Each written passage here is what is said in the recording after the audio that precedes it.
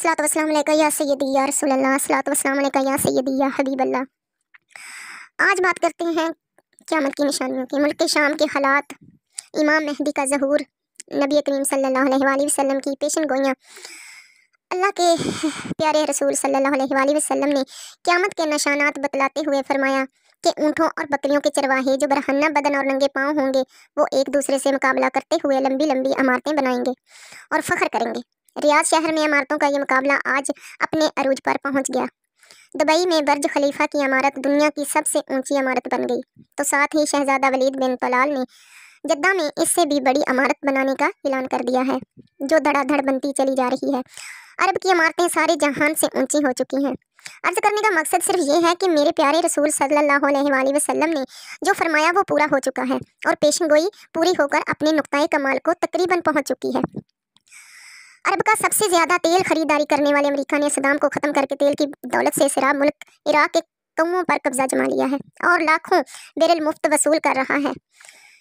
तो फिर तेल की गिरती मांग ने तेल की कीमतों को निचली सतह पर पहुंचा दिया, जिससे अरब ममालिक का सुनहरा दौर खात्मे के करीब है।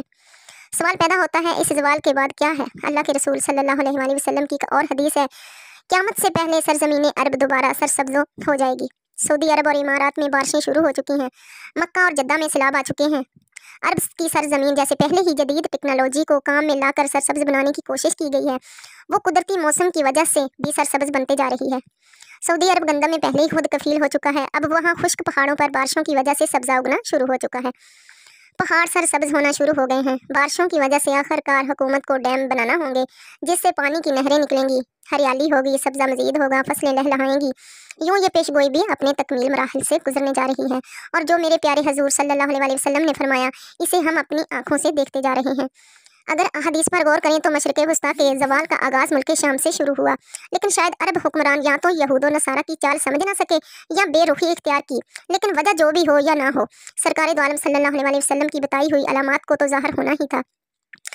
हदीस पाक में इरशाद है, रसूल अल्लाह सल्लल्लाहु अलैहि वसल्लम ने फरमाया, जब अहले शाम तबाही और बर्बादी का शिकार हो जाएंगे तो फिर तुम में कोई खैर बाकी ना रहेगी।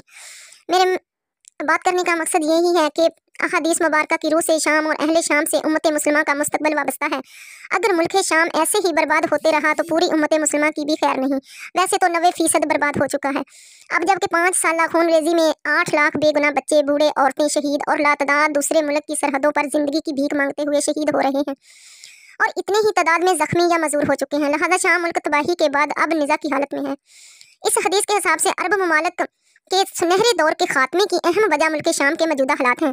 गोया नबी करीम सल्लल्लाहु अलैहि वसल्लम की एक और पेशगोई की अलामत ज़ाहिर हो रही है या हो चुकी है। याद रखें कि मुल्क शाम के मतलब इसराइल, रूस, अमेरिका जो भी झूठे बहाने बनाए, लेकिन इन सब का असल हदफ जजीरा अल अरब है, क्योंकि कुफार का अकीदा है कि दज्जाल मसीहा है। इस वजह से ये लोग दज्जाल के इंतजामात मुकम्मल कर रहे हैं, जिसके लिए अरब ममालिक में अदम इस्तेहकाम पैदा करना है, क्योंकि मुल्क शाम पर यहूद व नसारा कब्जा करना चाहते हैं और ये होकर रहेगा।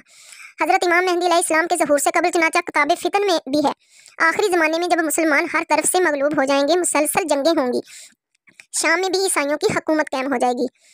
उलमा कराम से सुना है कि सऊदिया, मिस्र, तुर्की भी बाकी ना रहेगा। हर जगह कुफार के मजालिम बढ़ जाएंगे। उम्मत आपस में खाना जंगी का शिकार रहेगी। अरब खलीजी ममालिक, सऊदी अरब वगैरह में भी मुसलमानों की बाकायदा पुरशौकत हुकूमत नहीं रहेगी। खैबर अल खबर सऊदी अरब का छोटा शहर मदीना अल मुनव्वरा से 170 के फासले पर है। करीब तक यहूद व नसारा पहुंच जाएंगे और इस जगह तक इनकी हुकूमत कायम हो जाएगी। बच्चे खुचे मुसलमान मदीना अल मुनव्वरा पहुंच जाएंगे। इस वक्त हज़रत इमाम मेहदी अलैहिस्सलाम मदीना मुनव्वरा में होंगे। दूसरी तरफ दरियाए तबरिया में तेज़ी से खुश्क हो रहा है, जो कि मेहदी अलैहिस्सलाम के ज़हूर से कबल खुश्क होगा। इसलिए जब मशरिक़ वस्ता के हालात को, ख़ुसूसन मुसलमानों और सारी दुनिया के हालात को देखते हैं तो साफ नजर आता है कि दुनिया हौलनाकियों की जानब बढ़ रही है। फ्रांस में हमलों के बाद फ्रांस और पोप भी आलमी जंग की बात कर चुके हैं। सवाल पैदा होता है कि इस आलमी जंग का मरकज़ कौन सा खिता होगा? वाज़ह नजर आ रहा है मशरिक़ वस्ता ही मुतफ़क्का है। यहाँ भी हिंद पाक की रंजिश और कशमकश के बढ़ते हालात से भी लगता है कि गज़वा हिंद की तरफ रुख कर रहे हैं, क्योंकि हज़रत अबू हुरैरा रज़ी अल्लाह ताला अन्हु से रवायत है कि रसूल अल्लाह सल्लल्लाहु अलैहि वसल्लम ने इरशाद फरमाया, मेरी कौम का एक लश्कर वक्त आखिर के नज़दीक हिंद पर चढ़ाई करेगा और अल्लाह इस लश्कर को फ़तह नसीब करेगा, यहाँ तक कि वो हिंद के हुक्मरानों को बेड़ियों में जकड़ कर लाएंगे। अल्लाह उस लश्कर के तमाम गुनाह माफ़ कर देगा। پھر وہ لشکر واپس رخ کرے گا اور شام میں موجود عیسیٰ ابن مریم علیہ السلام کے ساتھ جا کر مل جائے گا۔ آج اتنا ہی، انشاءاللہ اس کا اگلا حصہ دوسری ویڈیو میں شامل کریں گے۔ وآخر دعوانا ان الحمدللہ رب العالمین۔